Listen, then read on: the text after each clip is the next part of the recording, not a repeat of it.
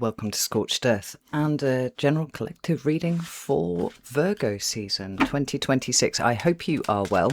As usual, I am using the Hexen 5 here, enormous deck that it is. And the idea here is that this is a companion to the monthly readings or the season readings that will be coming out for you in the next few days. It's somewhat of the backdrop. I think that's probably the best way to put it, the backdrop energies. And then your own monthly readings will slide in here. So, like I said, I've got the Hexen 5, I've got the Hexen 2 to clarify, and without any further ado, let's flip the camera around and do some shuffling. So we'll do one big one, and then we'll do this absolutely unnecessary hand over hand shuffle that we have to do because these cards are so enormous, right? So we'll go 4 and then 3 and then 2 and then 1, and we're going to take the cards from the top. So what is the thread of Virgo season for us, please? We have the 10 of Cups, we have the 4 of Cups, and we have the Wheel of Fortune, which is a pretty strong set of cards all told, really, not least because this represents the sign of Pisces here. And we have a lunar eclipse in the sign of Pisces, which is very much, 10 of Cups coded, really.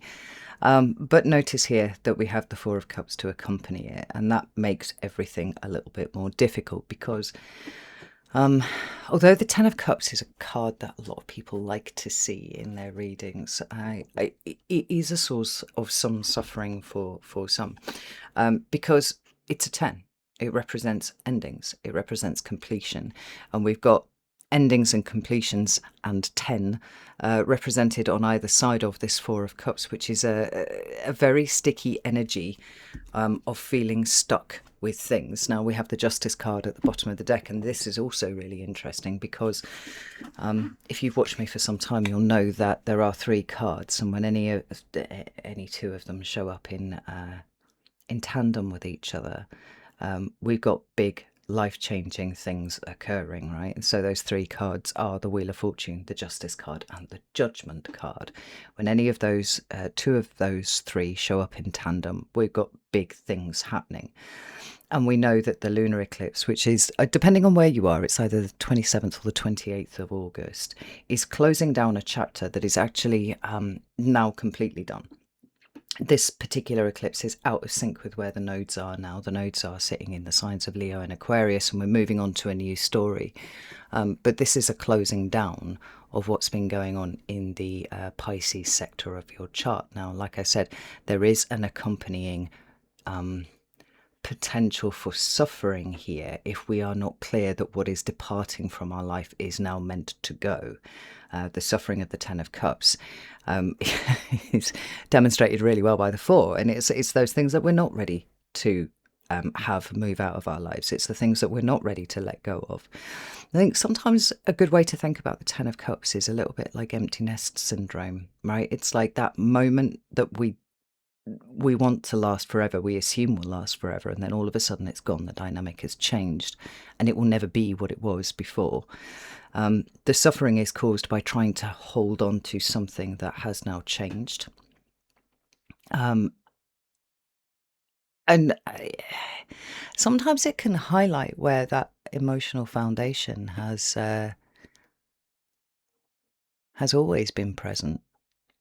The nodes moved into Pisces and Virgo back in January 2025. And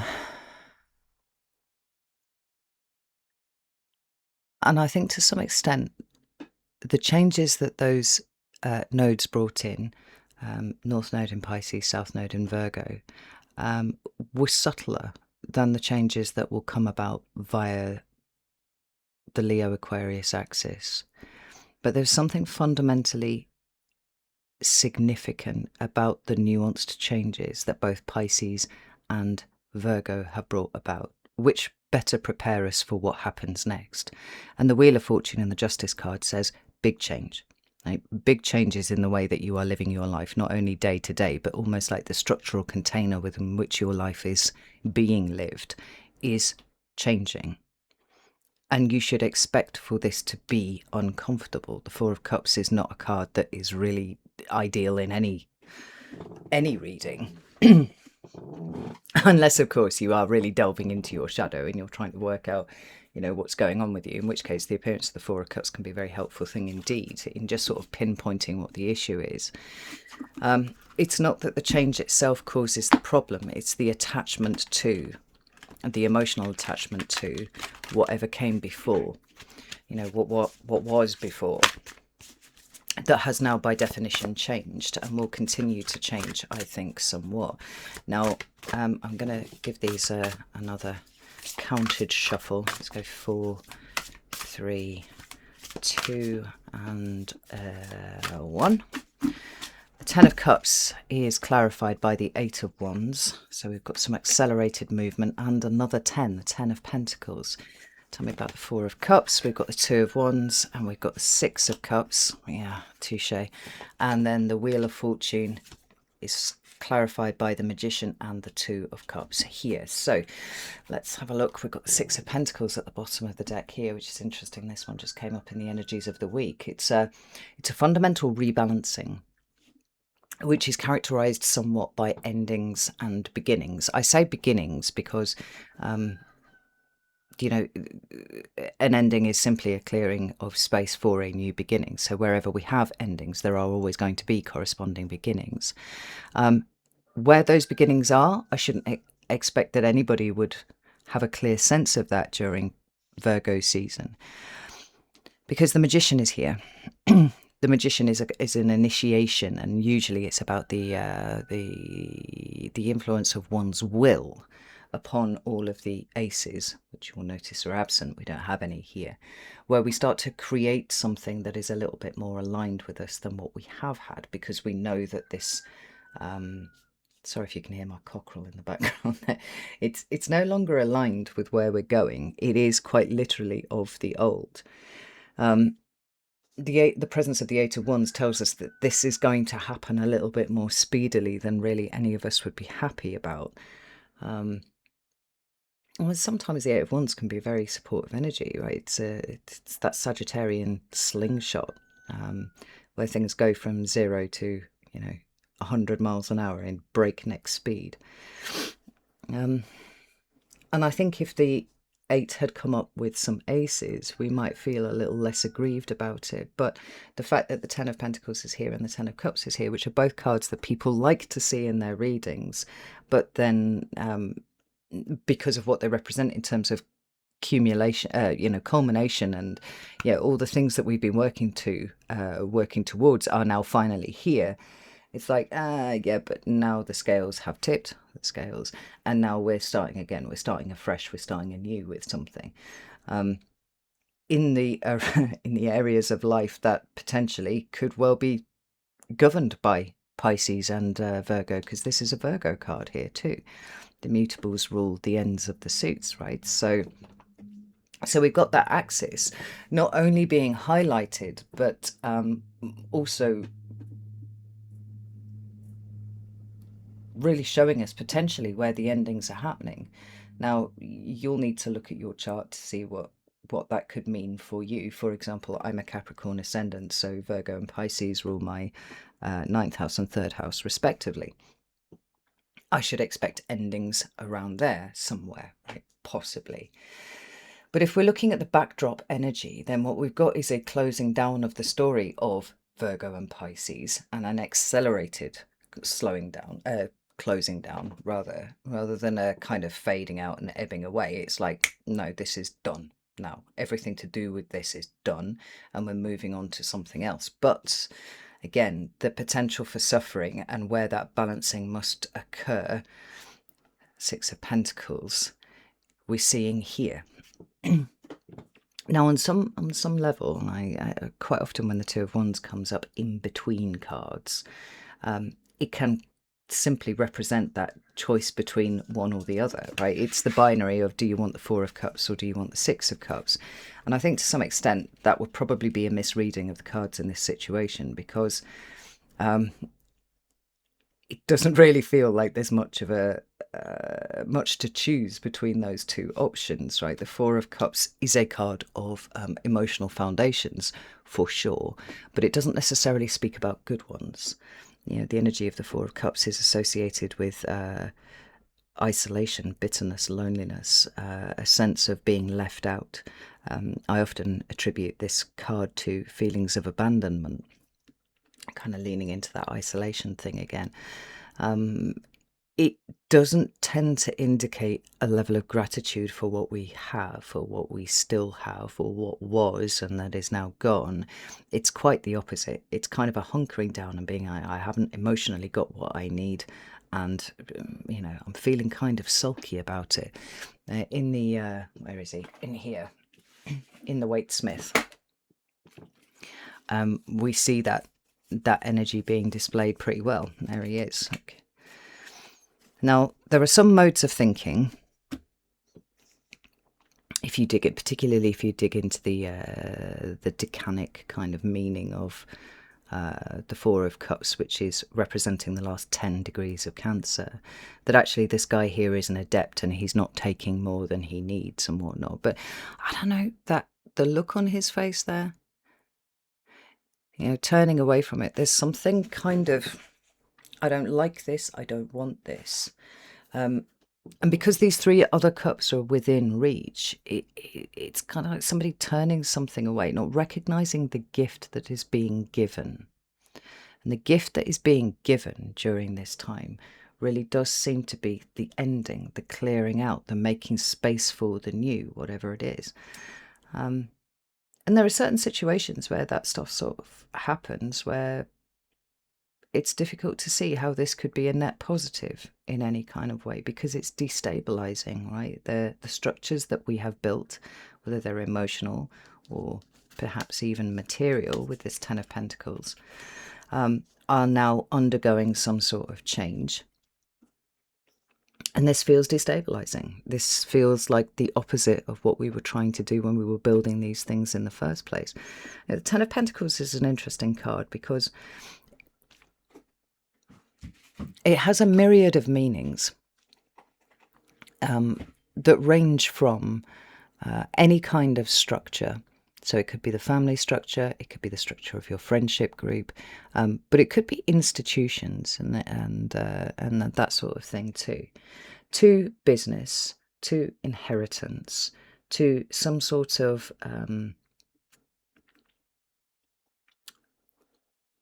for me, it's a card that quite often represents heritage and legacy, where we've come from and where we're going. And the Ten of Cups is like a snapshot of that moment where both exist simultaneously. And although it is a Virgo card, so it is mutable energy, there is that sense that for the people who are in the middle, it feels a little bit like halcyon days that will never end, right? There's the card. But you'll notice that we have the old man here, we have the young boy here, and we have this couple in the middle. The beneficiaries of what was, what has been built, but with dreams and ideas about how they will build upon it. Now, it's not to say that everything that the Ten of Pentacles represents gets swept away after this. But it is a stepping stone.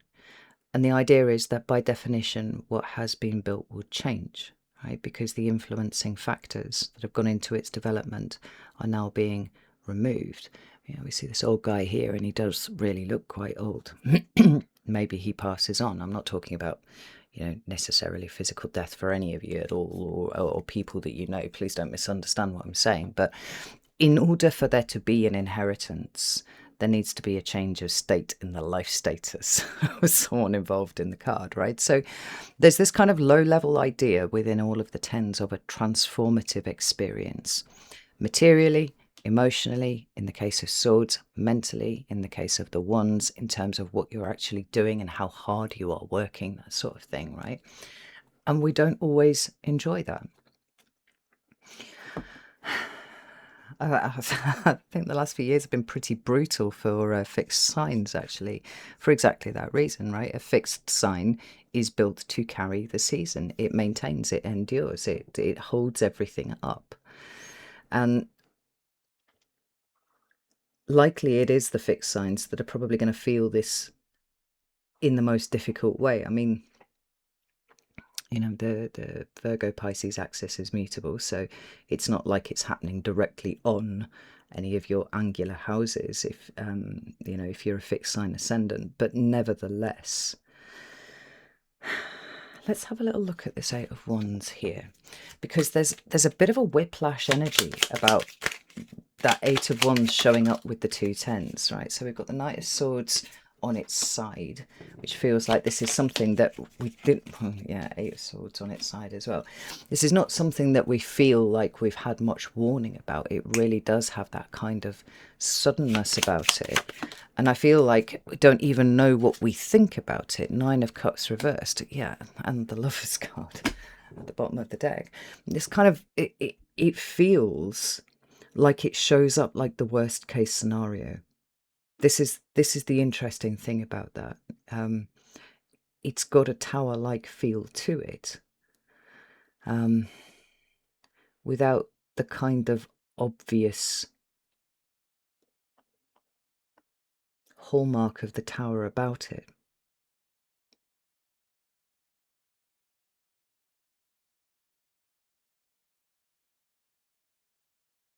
And do you know what's really, really interesting is the fact that all of these are minor arcana. With the exception of these two cards over here, we're looking at minor arcana stuff. Now, the energy of the tower obviously would be major arcana, and that comes in and it's big, shocking, collapsing of things. This is how we see the correlation with these, right? These are done, we're moving on to something else. It doesn't necessarily have to be a breakdown or a crumbling or an act of destruction, as we see with the tower, but simply something that has run its course, inarguably run its course. But it feels like it's antithetical to the very idea of what we thought we wanted. Right? Nine of Cups reversed is not a comfortable it's not a comfortable card, because at the very least what we're doing is failing to regulate our own emotions when it comes to the idea of what it is that is happening right now. We've got two Gemini cards here. Knight of Swords is Gemini energy. Eight of Swords is Jupiter in Gemini, so we've got a really expansive Gemini kind of energy going on here, and this is where Uranus is, right? And if Uranus had a card in the tarot, for me it would be the Tower. So we've got this kind of implied energy showing up of this, but without the ability, I think, to recognize that it is Tower energy that is happening. It's not, though. That's the thing, right? It's Ten of Pentacles. It is simply these things that have run their course. For some of you, it could be to do with work. It could be to do with employment. It could be to do with where you live. Your literal house that you reside in. For some of you, it could be family situations, friendship situations. That which you have felt a part of, now suddenly realizing that you are not a part of it in as easily as you thought you might be. This speaks very strongly to me of not really knowing what to think about it, not knowing if we're being released or we're being trapped, and having some strong emotional reactions to it. Now, the fact that the Lover's card is at the bottom of the deck, sitting atop now the Six of Pentacles, right? We're bringing in a new kind of balance. There's a recalibration going on. And then we have the Lover's card, which in and of itself also talks about, can talk about balance and recalibration and whatnot, but does also represent the energy of Gemini, which is a fast-moving energy too. It feels like this has got the quality of a what the fuck is even going on now. You know, it's like, because you don't know what you think about it, you have no idea what you feel about it. You feel disrupted, you feel dysregulated, you feel like any sense of control that you might have had is disappearing. But there's this lingering idea, as per the lovers, that what might be happening here is the universe is shifting things around, God, source, creator, whatever your words are for it, in order that you can recognize what is leaving and make preparations for what is coming. I just don't feel like it's going to be experienced in that, with that level of positivity for most people, because the Four of Cups, Two of Wands, and the Six of Cups. What's that phrase? There's a phrase, I've forgotten what it is. It's something egg. It's not like bishop's egg or something. It's something along those lines, where you've got a choice and it's crap. Just no matter which way you look at it, it's a crap choice. Four of Cups, Six of Cups has us very, very stuck. And the Two of Wands here, which should be opening the door to say, well, you can choose to be stuck in this sticky energy over here, or you can choose to wander and not know what's going on, but just trust the process and have faith and all that kind of thing. It's not here. It's not obvious. It's not showing itself. And I think this is part of why everybody's feeling incredibly dysregulated by it, because this has got the quality of a rug pull. Now, and it could be that it's going to take a year or so for us to start to see the wisdom in what has closed down, because it doesn't seem like it's showing up in any kind of reasonable way here. So I wish I could remember what that fucking phrase is. It's like the same sort of era as Potemkin Village, and then there's a, it's not the bishop's egg, it's something else, it's something like that. Anyway, but the point is, it indicates a choice that isn't really a fucking choice. It's not enjoyable. All outcomes are kind of crap.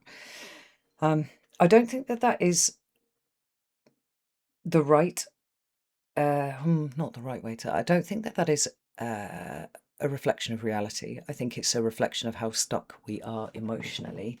Let's see what the Rider-Waite has to say about that. Yeah, we've got the Page of Wands and we've got the Fool, and we've got the Eight of Wands at the bottom of the deck again. It's uncomfortable. It's really uncomfortable. To try and sidestep the emotional discomfort is to straight up be spiritually bypassing. Like the Page of Wands, the Fool, the Eight of Wands here, they're very, very clear that the way out is through. And so no matter how crappy the choices look, Two of Wands, Six of Cups, Four of Cups sitting on the other side, you do retain the ability to choose what kind of foul sandwich you eat, right? And I think sometimes, no, all the time, it is through discomfort that we grow, right? And if we can tolerate the discomfort and know that we've chosen it, we've chosen this particular variety of discomfort over another, what remains there is the fact that we have chosen in the first place. And so we're not as powerful, we're not as powerless as we think we are, which is really interesting. How many times in your life has something crappy happened and you've been like, this is just the end of everything, I fucking hate everything to do with this? And then over time, a little bit of time passes, and what we start to see, rather reluctantly, is that it really was the best case scenario, actually. Why does that happen? It happens because your consciousness shifts and you get a sense of where you were actually trapped in a way that you could not see. Right? It has a habit over time of exposing the blind spot that you were working to. Now, the Page of Wands and the Fool are very, very... they're positive energies. But in both senses, in the sense of both cards, what we've got here is starting a journey that feels crap.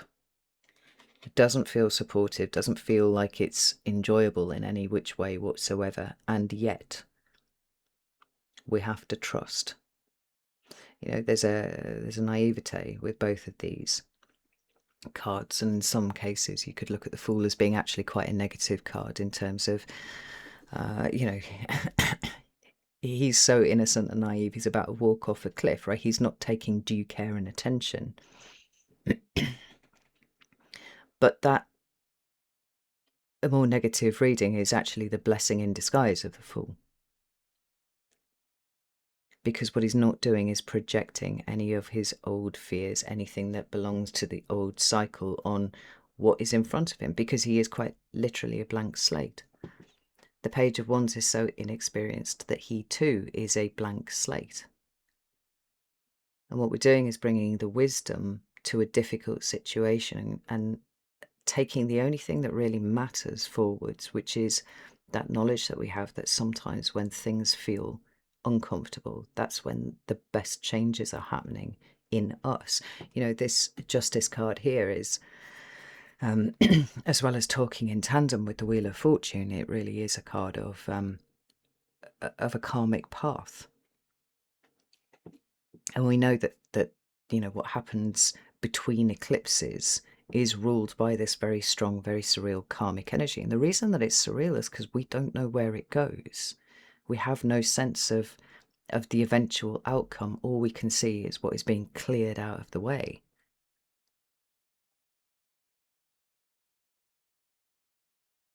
And I think it would be overly optimistic for me to suggest that for everyone, just adopting the energy of the Page of Wands and the Fool would be the best case scenario, because I just don't think that this is coming easily to anyone.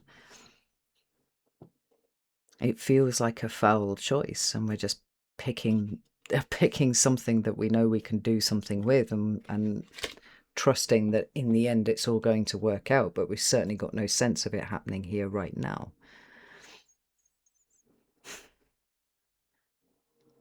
The Wheel of Fortune adds, you know, layers to this karmic energy. I feel like with the Wheel of Fortune is great. It tells us that the wheel is turning and things are happening, even if it feels like things are not moving forwards, they actually are. But I think one of the things that is really uncomfortable about the Wheel of Fortune is that sense that we don't have access to the big picture. We don't know what it looks like. And that's that brings us back to this discomfort, right? And it is through the discomfort that we change. It's through the discomfort that we recognize that we actually have an ability to cope that exists beyond what we thought our limits were. And I feel like when the Wheel of Fortune, if the Wheel of Fortune ever gave us a very, very clear indication of what this shifting was, we would actually miss out on that struggle point, that discomfort point, that change point. And thus we would not actually shift consciousness into somebody who is more deeply aware of what they can do, what their life is about, what the reason for them living is, and the fact that it is okay to leave things behind and move on to the next thing.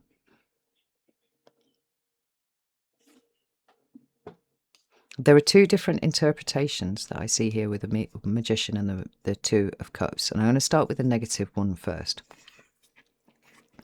Because the Magician is a manipulator of reality, and we usually interpret that in a very positive way, right? We're imposing our will upon a situation, and we are quite literally manifesting an outcome. I want to point out to you that we've seen both cards of manifestation here, right? So there's the active manifestation, which is the Magician, and also the passive manifestation, which is the Lover's card, which is much more for me about putting yourself where the universe wants you so that you can do the next thing, right? And that's very much what's happening here.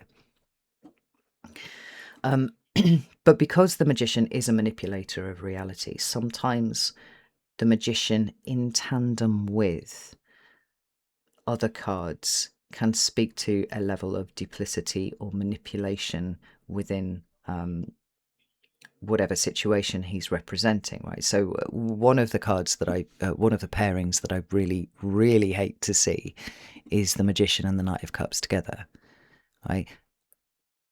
They can both be very, very positive cards, but when you put them together, what you've got is somebody who will say anything to elicit the right emotional reaction out of someone.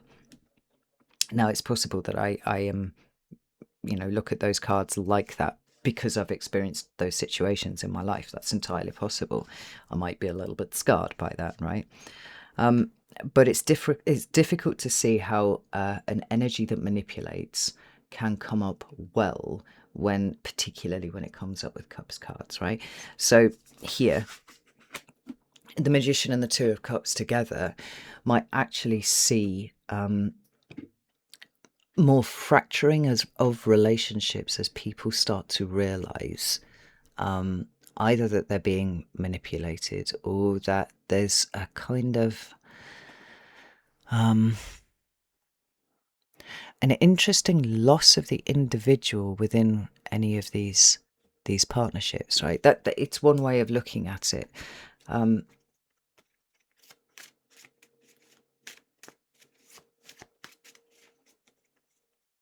Wherever I see this card in particular, we all know about the summer of love and that, the 60s and the flower power and all that sort of stuff, right? But if you dig into it, there was a really dark underbelly to the hippie movement. It was really, really dark.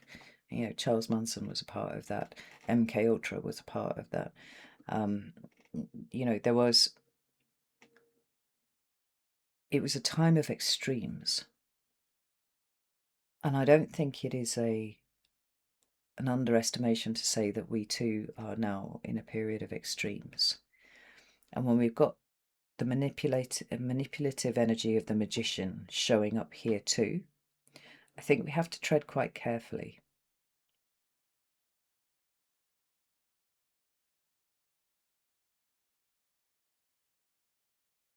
So the other way of looking at this is that we start to create reality through the individual one-to-one relationships that we have.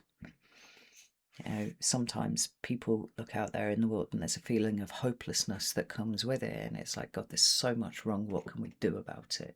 I can't do anything. I'm just like one little person. And to some extent, that is true, right? A little drop of water versus the ocean is not going to make any difference. But the ocean is made up of millions and billions and trillions of little drops of water. And just like when you drop a stone into a pool, the ripples that come from that affect the entire body of water, right? Depending on how big it is. So I think we can effect real change through our one-to-one relationships, but we've got to be really, really discerning about those. I don't know why I feel such an edge when I look at these, even when I'm thinking about them positively. It's like, have to be really, really careful about what you say to whom.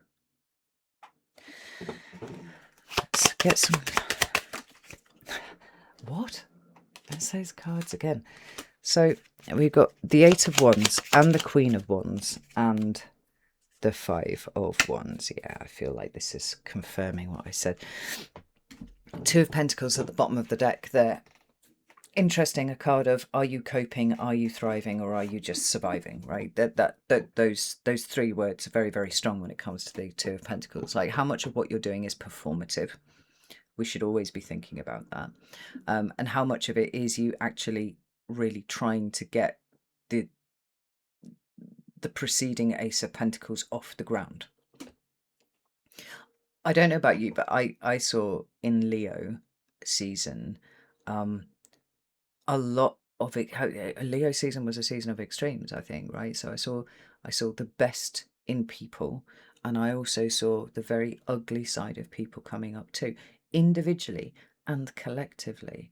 There was no middle ground for me, it felt, in Leo season at all. It was like the veil had been lifted on just about everyone.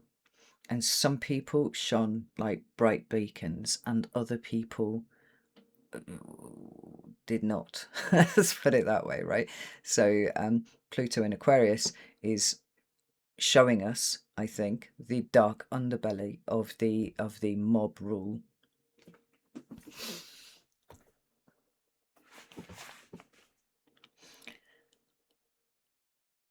And the turning away from the right of the individual to be an individual. But at the same time, Leo season also highlighted the performative in people, and it was grubby. I didn't like it. Didn't like it at all, right? So we have to be very discerning about who we engage with, who we talk with, who we do anything with over Virgo season. But at the same time, like, much can be done to settle a reality that feels very disrupted over here via the people that we know, the relationships that we have, and that which we move into. I mean, Eight of Wands has been pretty much the dominant card in this reading, right? Is this not the third time that it's shown up here, right? We've got things moving very, very quickly. But we've got the Queen of Wands here, not the King. This is really important. Notice that it is not the King. What we're not doing is going full bore into doing stuff, grandstanding, maybe even showing the ugly side of Leo, right? Which is honestly canny narcissistic. When you know that's the shadow of Leo. It's very dark. Everything's about them. It has to be about them, otherwise, war. What we've got instead is the Queen. We have got everything that comes before the action and the movement. The queens for me are the what, when, why, how of the tarot, right? They're the internal subjective processing, and because it's wands, it's about what we do. It's about what we experience. It's what we will do versus what we will not do, why we do the things that we do, how we do the things that we do. The Queen has worked all of this out before she passes it over to the King. The King will take the action, but the Queen's already done the groundwork. She knows why we do the things that we do. She knows what motivates us, what drives us. She's worked out everything that's going on underneath, but she's also highly intuitive. And there is a combustible energy here that she's already seen. Notice how even just the orientation of the card, like, she is looking at that Five of Wands there. She's like, oh yeah, I saw that coming. But it feels like it's heightening this month. So the things that you noticed in Leo season, the things, the beauty of people and the ugliness of people that you witnessed in Leo season should be telling you something really, really important about you and your relationships and the way that you show up in them.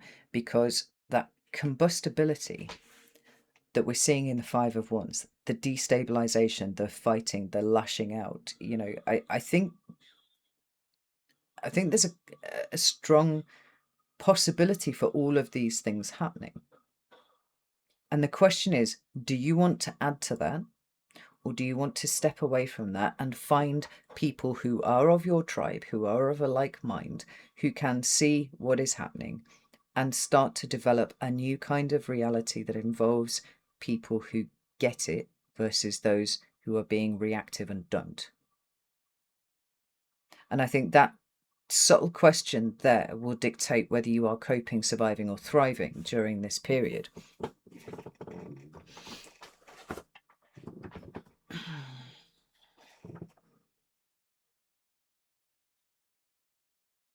But it feels like friendship groups are getting shaken out somewhat during this time. Like, Virgo is a very discerning sign anyway, so I'm not surprised to see that happen. And Virgo is a sign of service too, but she's going to want to make sure that she's serving the right thing. And the Wheel of Fortune being the overarching energy over the top here is like, what's happening during this season is really, really important. Not least because it dictates who's going to be alongside you moving forwards from this point. There needs to be a shaking out. What's this say here?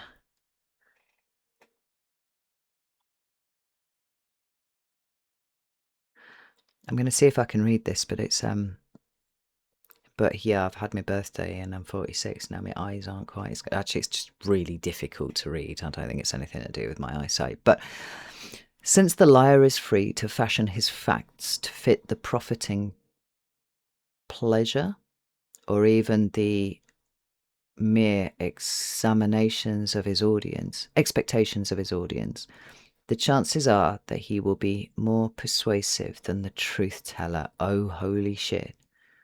Thank you, Hannah Arendt. That was spot on. Because the magician is here. Now, manipulations of reality in some ways are lies. Right? Even when you interpret it in its most positive fashion, it's still a lie. It's a thing that doesn't exist yet that you are willing into reality. Right? So the lie is that it exists.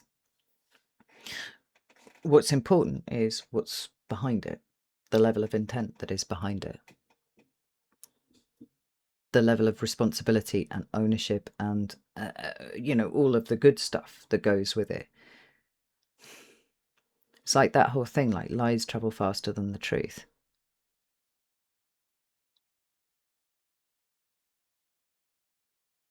I think part of the discernment of Virgo season is making sure that you are raising a skeptical eyebrow to anyone who feels like they are persuasive as fuck. Because ultimately, human nature, it seems to me, in my 46 years, seems to err towards comfortable lies versus uncomfortable truths. And it's not just the people around you, it's you too. Now we've got all of this energy happening here, and we've got all of this energy happening over here. And sometimes just the recognition of where your own Four of Cups or Six of Cups, and Six of Cups is the past, right? It's a yearning for the past. It's something almost kind of pathological. At least that was the original interpretation of it. That doesn't want things to change. It wants to go back to easier times. Well, like, it's 2026. We're not in easier times, and it's just going to get more difficult from here, at least for, 4 or 5 years. So are we going to try and lock down on what was and try and cling to that? Or are we going to move forwards into something new?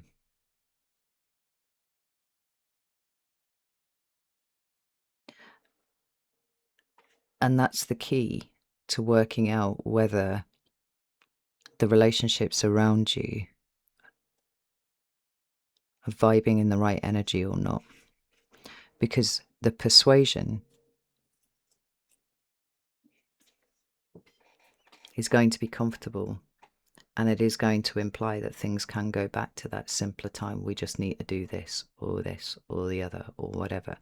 And whilst it might not necessarily chime with how you like to do things, you're like, oh, that's actually quite persuasive.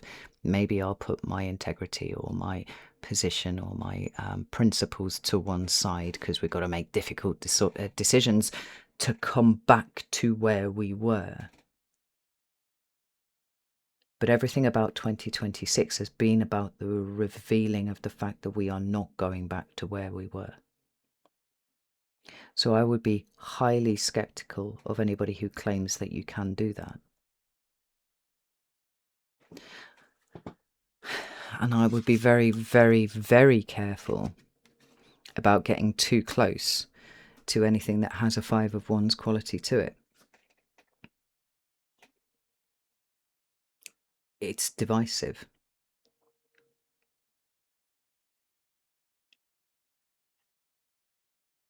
Sometimes, if you find it difficult to work out what a card might be trying to tell you, particularly in the minor arcana, it's sometimes helpful to go have a look at the other side of the wheel, right? In terms of the balancing forces of these. So, right, this is a Leo card, the Five of Wands.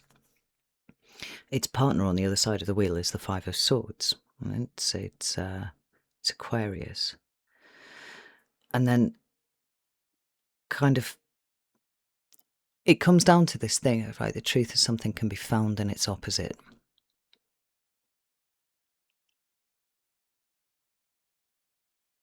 Neither the Five of Wands nor the Five of Swords are particularly nice energies, but the Five of Swords will tell us that there is an underpinning wonky ideology that is causing the fights that are showing up in front of us.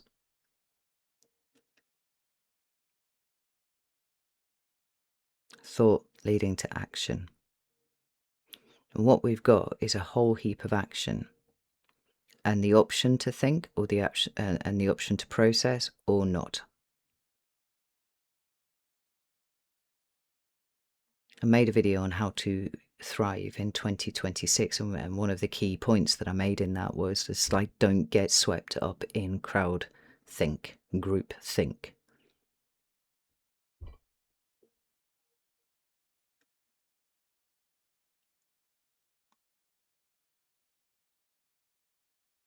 I also made the observation that if you could not articulate what you think in a room for fear of being cancelled, or for fear of being ostracized, or, in some way taken down, rejected by your group, then maybe you're in the wrong room. And I feel like this season is really going to highlight where you might have been spending time in the wrong rooms. Particularly if there is a persuasive underbelly to what is being said that speaks to your need to go back to what is safe and certain.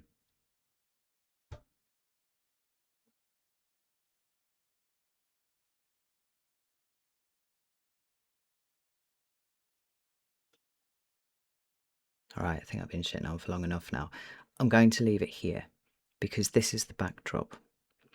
Your individual signs season readings will be coming out over the next few days, and they will slot somehow, some way into what is the backdrop here. And it's a useful lens to consider what might be going on in your own life, and examples of it that you can see, and trying to move into the higher expressions of Pluto in Aquarius, North Node in Aquarius. Being reflective about what needs to be let go in the Virgo part of your chart, the Pisces part of the chart, but definitely in the Leo part of your chart, will make you a far less destructive force, or at least, contribute less to destructive forces, and give you a little bit more space to consider what could be a constructive force, what you can do one-on-one with people to create a kind of reality that you would rather live in than what we seem to be descending into. Each person has that power. Not every person will take it. And I think that's a real fucking shame, personally. But we are where we are. So, know that I love you all very, very much. And I'll see you soon.